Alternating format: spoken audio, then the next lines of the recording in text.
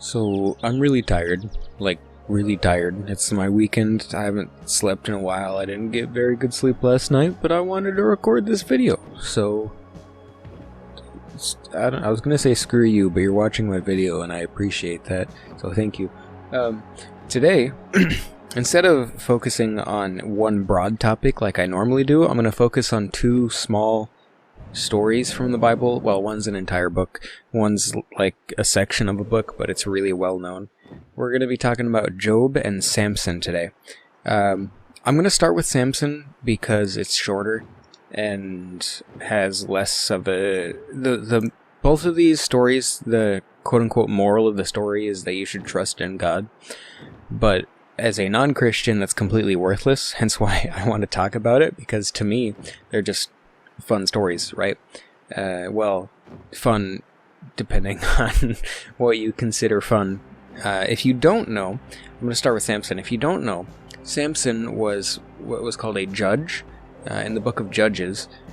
And in this context, it's not like a court judge. It's like basically a king, but not really a king, because Israel needed rulers, I guess. I don't know. Anyway, point is, Samson was a judge, and he's often considered like a Christian Hercules, because he was really strong, right? He was very strong in like fighting. At the end of the story, spoilers, he pulls down columns, and it pulls down like a roof and crumbles it on top of a lot of people, even though he's chained and his eyes are gouged out. Anyway, point is, he was born a judge, and he had super strength, and he was to be, I forget the exact word, but he was like this special classification of person where he's not supposed to eat grapes, he's not supposed to drink wine, he is not supposed to touch dead things, and he's not supposed to cut his hair. The text only explicitly says cut his hair, but it's pretty heavily implied that he's not supposed to eat grapes or touch dead things, because of his, I forget what it's called, but his classification. I'm pretty sure his mother was one too, and that's why he was one, but don't quote me on that. Anyway, he was a bad guy, right?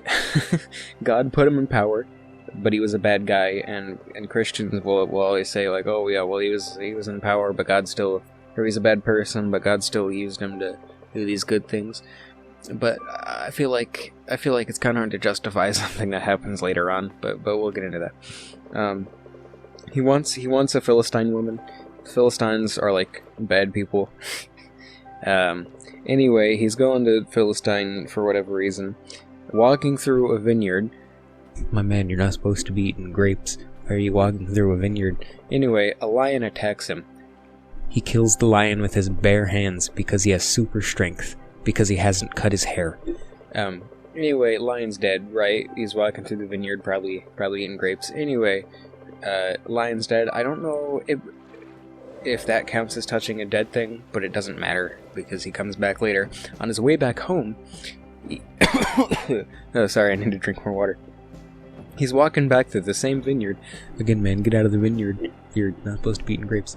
And this guy sees the dead lion. There is now a beehive in the dead lion, honey in it.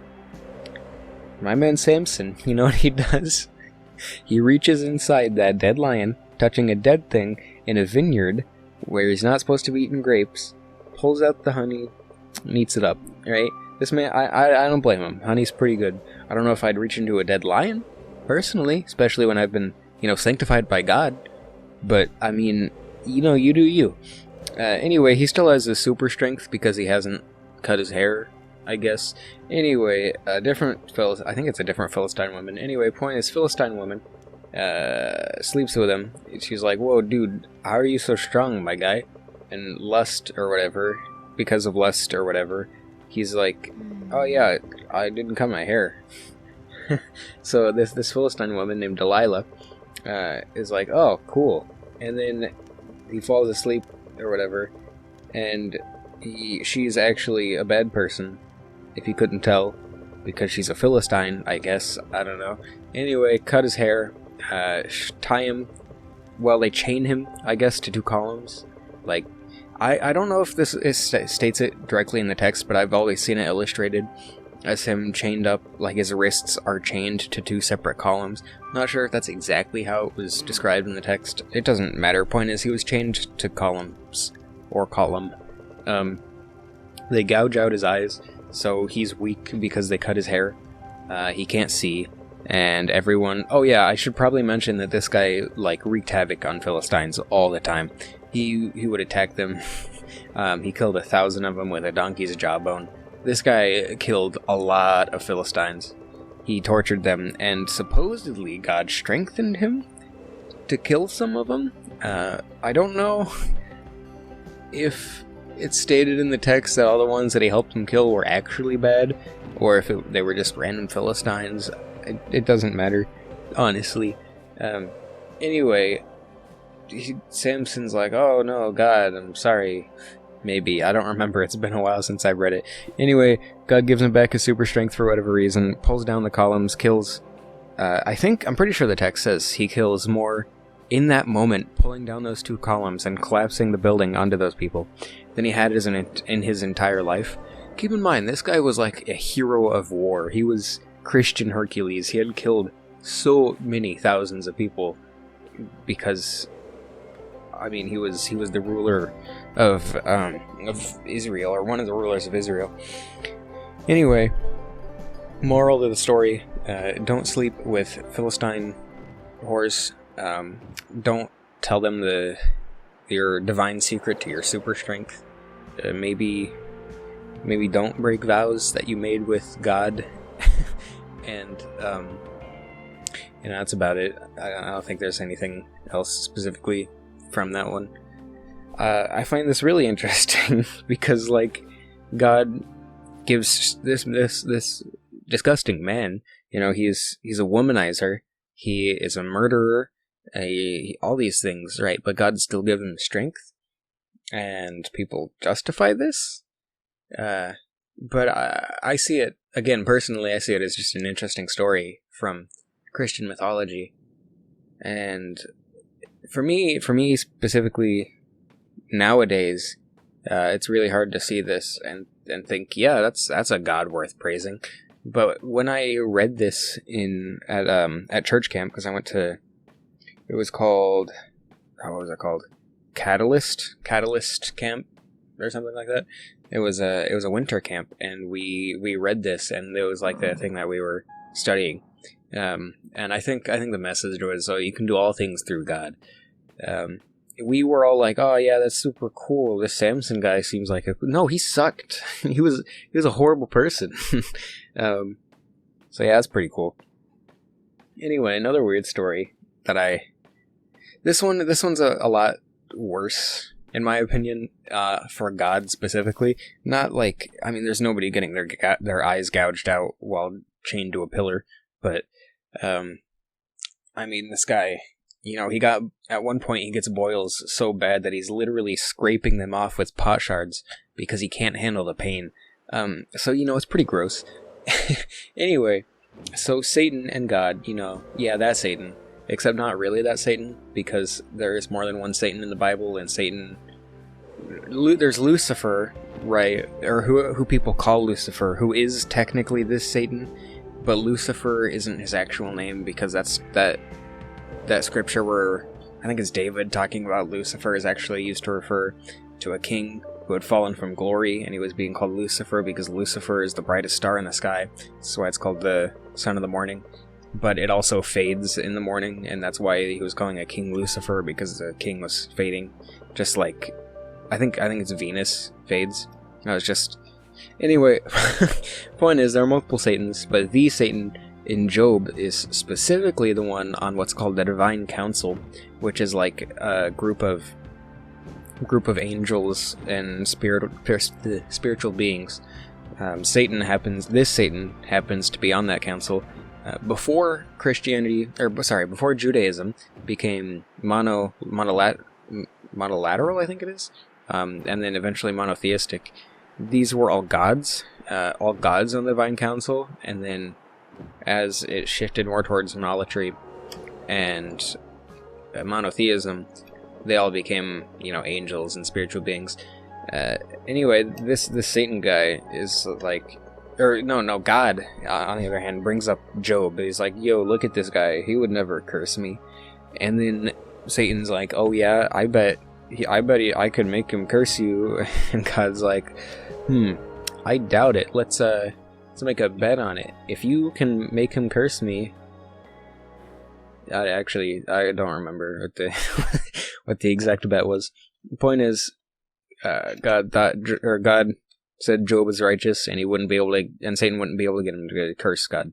Anyway, God was like, all right, you can mess him up, just like don't hurt him. Satan's like, all right, I'll mess with this guy, get him to curse you.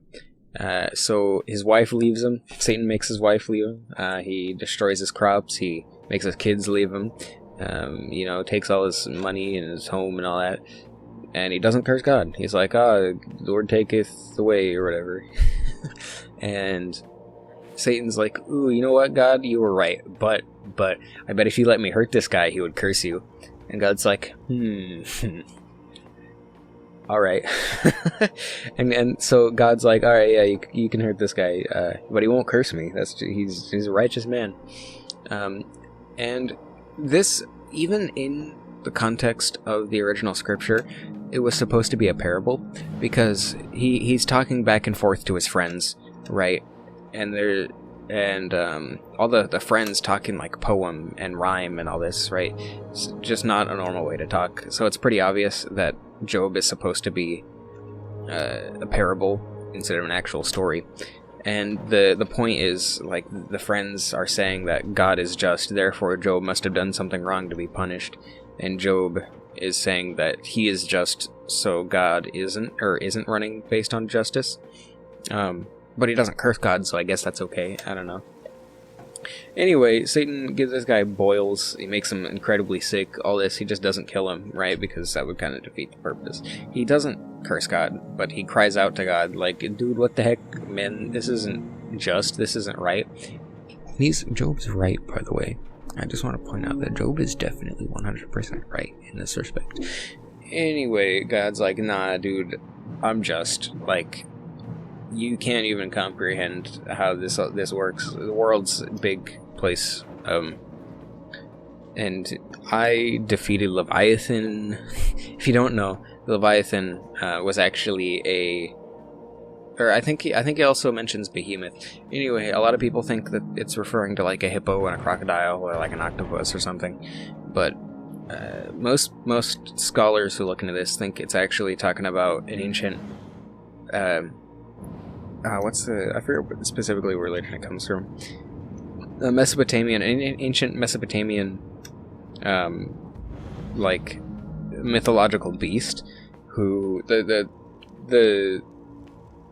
Leviathan, sorry, my mind blinked. The Leviathan specifically here he's talking about was in the chaos of the world before God formed it. So, like, before the let there be light and all that. The world was in chaos, and the Leviathan was in that chaos, and God defeated him. In some mythologies, he took the flesh of the Leviathan and made it into land. In other mythologies, he took that flesh and fed his people in a desert. Anyway, point is, God's like, look, dude, I defeated Leviathan. I killed this behemoth thing. Don't question me. I'm God. I'm better than you. That's. I honestly don't know how else to describe it. That's pretty much how Job goes. And I find both of these stories really interesting. I already went to Samson, but both of these stories are really interesting because God justifies doing all these horrible things to Job to test him and all that, just to say, "Oh, I'm God and I'm better than you." And I'm punishing you to teach others a lesson, basically. And at the end of the story, he gives stuff back to Job, like, I think tenfold or whatever. He took from him in the first place. But it's like, that's gross, man.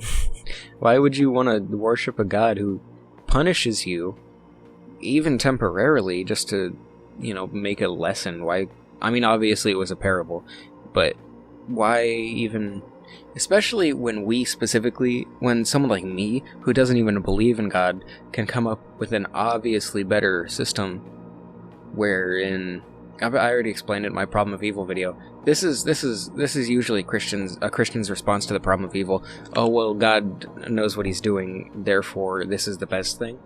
Rather, for someone like me, who doesn't think it's the best thing, thinks God doesn't know what he's doing, my mind is running through 1,000 thoughts at once, and I'm really trying to keep them organized, but it's really hard.